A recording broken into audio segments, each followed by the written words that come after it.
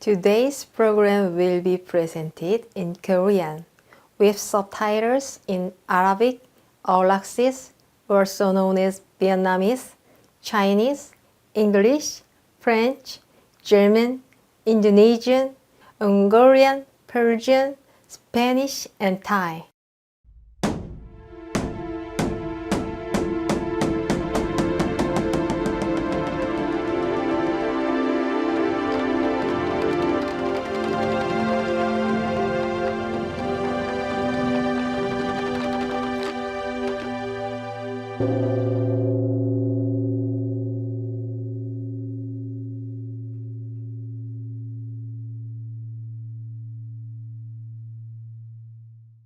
안녕하세요.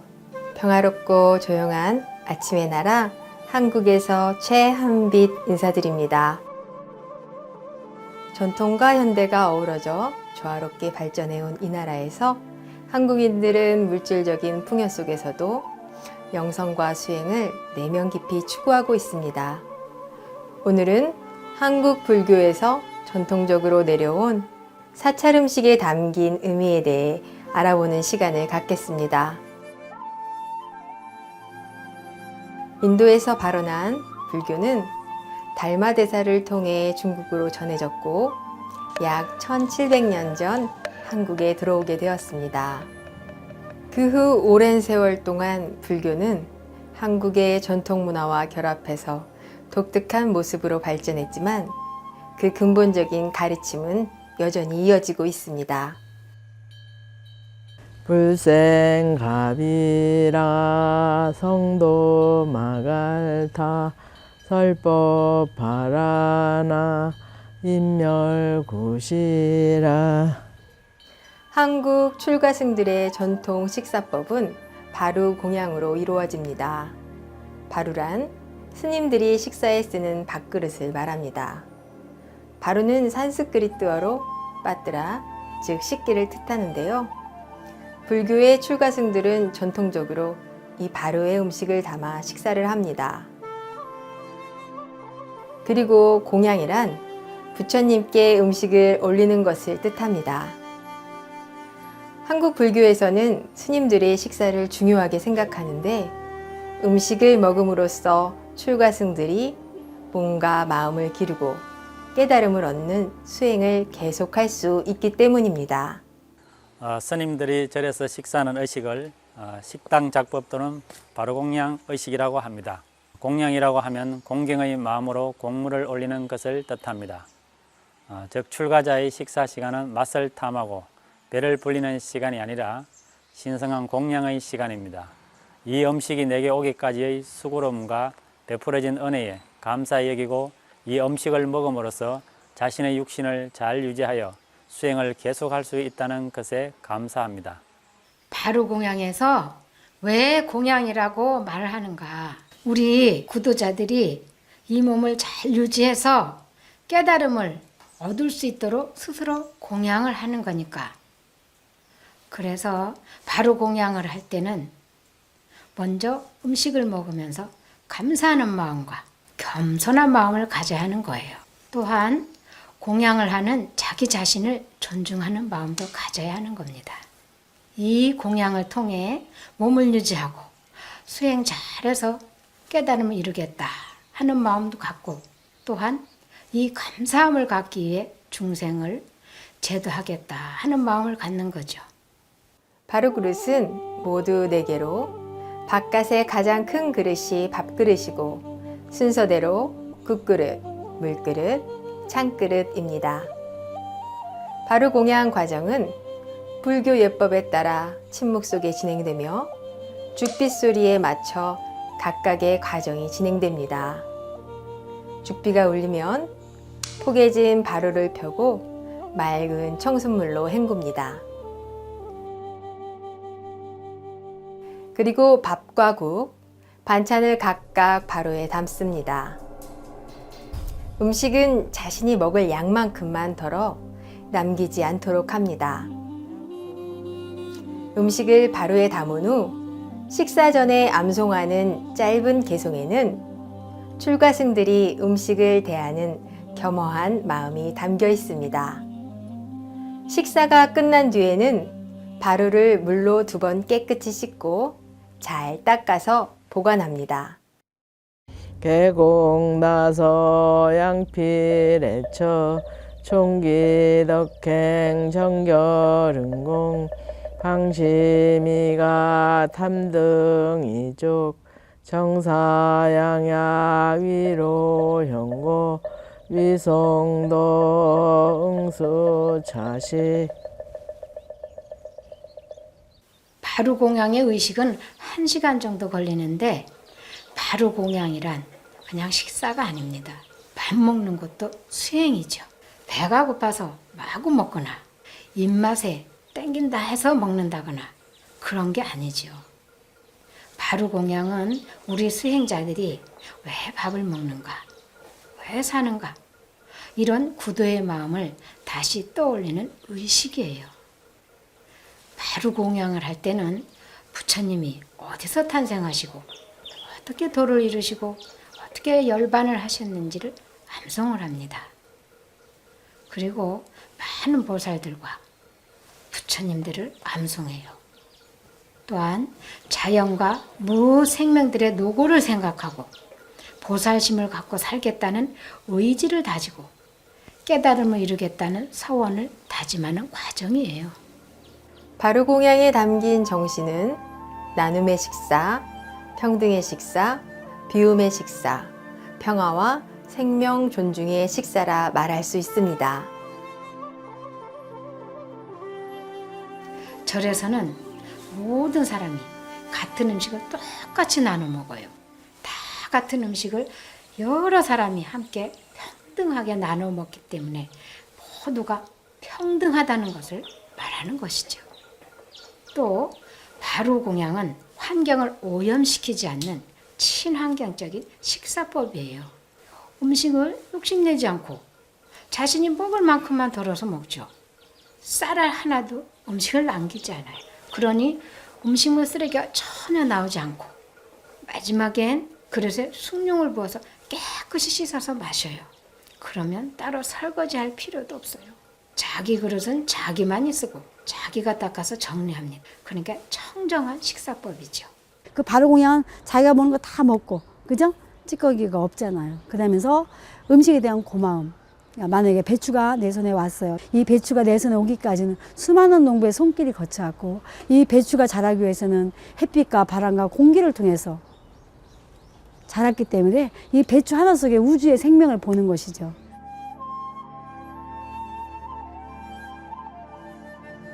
지금까지 나눔과 비움, 평등과 존중이 담긴 바루공양의 의식에 대해 알아보았습니다. 잠시 맑은 공기를 마신 후 돌아와서 바루공양에 담긴 생명 존중과 평화의 가르침에 대해서 더 자세히 알아보는 시간을 갖도록 하겠습니다. 계속 수프림 마스터 TV에 채널 고정해 주세요. 수프림 마스터 텔레비전에 다시 오신 것을 환영합니다. 우리의 삶에 식사가 미치는 영향이 얼마나 큰지에 대해서는 많은 불교 경전에서 언급되고 있습니다. 이 흥미로운 내용을 예전에 알지 못했던 분들도 계실 텐데요. 지금부터 시작해도 늦지 않았으니 바루공양에 담긴 비폭력의 정신, 사랑과 평화의 정신에 대해서 함께 살펴보도록 하겠습니다. 그래서 부처님이 열반경이라는 경전에 보면 사람들이 어려운 일에서 상담을 하러 와요. 그러면 제일 먼저 묻는 말씀이 뭐냐면 당신은 무엇을 먹고 사십니까? 첫 번째 물음이 당신은 무엇을 먹고 사십니까? 두 번째 묻는 말씀이 무슨 일을 하냐고 물으셨습니다. 불교에서는 우리가 먹는 것이 우리를 만든다고 말합니다. 그렇다면 무엇을 먹고 무엇을 먹지 않아야 할까요? 수행자의 마음을 맑게 정화하고 자비심을 키우는 평화의 음식은 무엇일까요? 이 질문이야말로 음식에 대한 불교의 핵심적인 원칙을 드러냅니다. 자비심이 있다면 마땅히 채식을 해야 하죠. 우리가 살생을 한다는 것이 바로 자비의 종자를 끊는다고 부처님이 이야기를 하죠. 그래서 수행인들은 첫째, 어떠한 생명도 죽여서는 안 됩니다. 수행자들이 먹는 음식은 바로 이 육체를 유지하여 가지고 바로 우리 육체 속에 있는 영혼을 영적인 진보를 하기 위한 음식을 먹는 것입니다. 그래서 음식이라는 것이 영적인 진보를 하기 위해서 자신이 깨닫기 위해서 음식을 먹는 그런 도구로 사용을 하는 것입니다. 그래서 반드시 깨끗한 음식인 비건 채식을 해야 하죠. 능가경과 법망경, 열반경 등 많은 불교 경전에서는 모든 생명을 존중하는 자비롭고 청정한 식사의 중요성을 말하고 있습니다.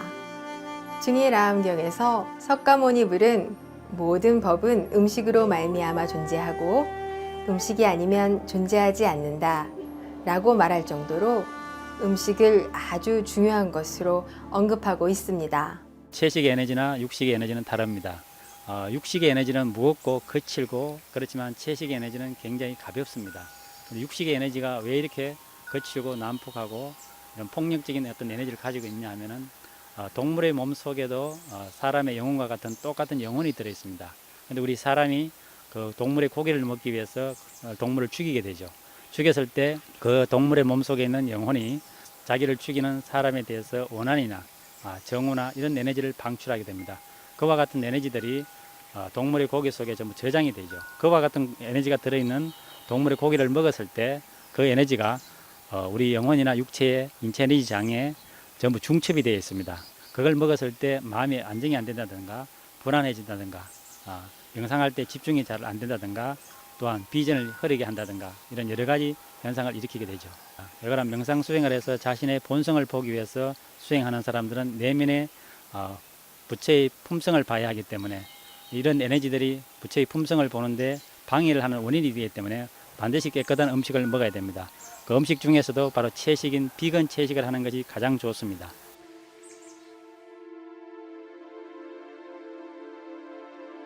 사찰 음식은 기본적으로 청정한 비건 채식 식사입니다. 또한 사찰 음식에는 출가승들의 청정함을 유지하기 위해 5가지 매운 채소, 즉 마늘, 파, 달래, 부추, 흥거라고 불리는 오신채도 금하고 있습니다. 일반인들이 생각하는 채식하고 절에서 이렇게 스님들이 채식은 조금 다른 개념이 있습니다. 절에서는 오신채를 먹지 말라고 합니다. 그런데 그 오신채는 왜 먹지 말게 하는가 하면은 오신채의 어떤 그 기운들이 바로 수행인들에게 어떤 성욕을 이렇게 일으키게 한다든가 마음을 이렇게 좀 들뜨게 한다든가 이런 그런 에너지가 들어있다고 합니다. 오신채는. 그래서 이 스님들이 채식 하는 개념은 바로 이 오신채까지 먹지 않는 그런 채식 개념을 이야기를 하고 있죠. 식사는 우리의 몸과 마음을 구성하는 데 그치지 않고 자연을 내 몸속에 받아들여 자연과 자신이 하나됨을 뜻하기도 합니다. 식품을 살 때 우리는 깨끗하고 순수한 재료를 선택하기 위해 노력하는데요.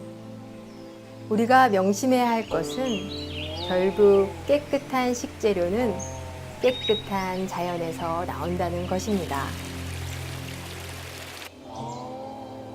이 우주에는 인간, 동물, 식물, 바람, 공기, 물, 흙 등 수많은 존재들이 있고 우리는 이런 모든 존재들과 하나이고 같습니다. 우리는 같은 생명입니다. 그래서 모든 생명이 나와 하나라는 거죠. 만약에 물이 오염되면 오염된 물을 먹으면 내가 병이 되기 때문에 물도 나와 둘이 아니고 하나이고 또 흙도 거기서 자라는 식물이 오염되면 우리가 오염되기 때문에 결국은 흙도 나와 하나라는 거죠. 그래서 부처님이 가지고 있는 모든 생명이 함께 할 수 있는 길이 사찰 음식 속에 있습니다. 우리가 수행을 이루려면 건강한 뭔가 맑은 영혼이 필요하고 그것은 맑고 건강한 음식이 토대가 되는데 그 음식이 맑고 건강하려면 땅이 건강해야 되고 물이 건강해야 되고 공기가 건강해야 되기 때문에 결국은 따져 들어가면 모든 자연계가 맑고 건강할 때 나도 맑고 건강해질 수 있고 행복해질 수 있고 수행을 이룰 수 있다는 거죠. 그래서 결국은 모든 사람들이 행복하려면 좋은 음식을 먹어야 되고 그 좋은 음식은 모든 자연계가 맑고 건강해야 되기 때문에 스님들이 그걸 지키기 위해서 발을 공양이라고 하는 것이죠.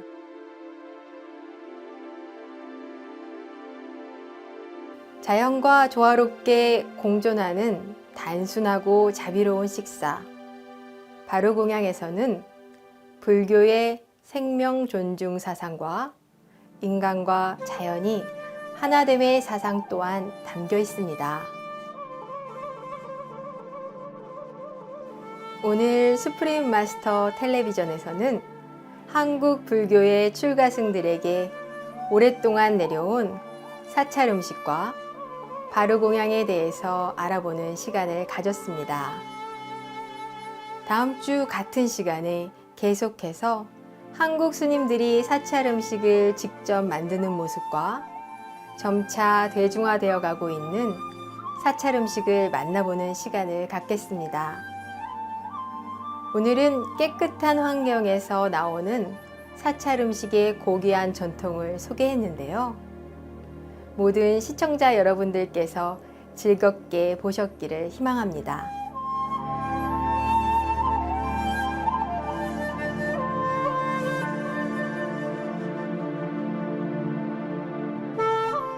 계속해서 스승과 제자 사이에서 스승님의 농담과 불교 이야기, 오개와 자선을 베푸는 5가지 최상의 방법 3부작 중 3부가 방영됩니다. 사랑이 담긴 음식을 통해 여러분의 몸과 마음이 평화롭고 사랑이 넘치길 기원합니다. Next is Master tells jokes and Buddhist stories. The 5 precepts and 5 best ways of charity.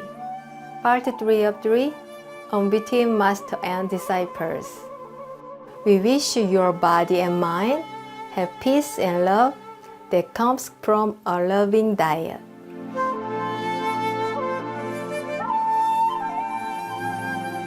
For free of charge international vegan recipes, please visit www.suprememastertv.com/VEG.